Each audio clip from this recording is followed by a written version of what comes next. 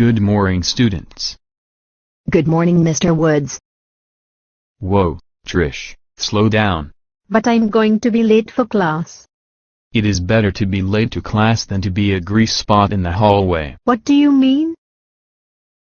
Look over there. Do you see that spot on the floor? What is it? Someone spilt their water and it hasn't been cleaned up yet. If you are running, you could slip on it and get hurt or run into someone else. Thank you, Mr. Woods. I will walk slower in the future. Thank you, and remember to show your Liger pride.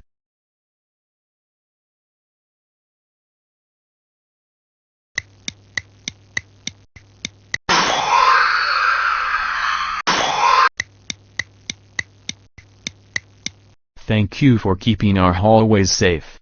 Good morning, Saul. Good morning, Mr. Woods. I have to get my history book and my Liger binder. It is awesome that you are taking your Liger binder to your classes. It will help to keep you organized. Yes, it helps me to keep my notes organized, and I can hand in my finished homework. Here, take this Liger Pride ticket and thank you for showing Liger Pride in the hallway. Thank you, Mr. Woods. Can you remind me of the other hallway expectations? I could use a reminder also. The Pride expectations are posted in each classroom and in all common areas so that you can remember how to behave when you are there. In the hallways, you should show being positive by using positive words and voices and by following instructions from school staff. So I should say good morning and all people by their correct names? I should probably talk with an inside voice and not push or shove others. And if teachers or janitors ask us to do something, we should do it promptly and completely without arguing.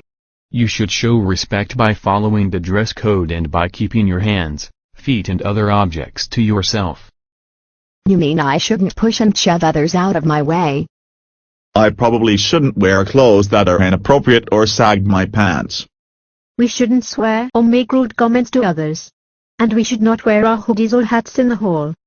And I definitely should not play with toys, throw things at others, or run from others and tease them in the hallways.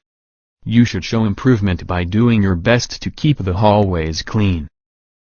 We should make sure our garbage gets in the can. What would happen if we didn't clean up our messes and we threw all our garbage on the floor? Our school would look like this.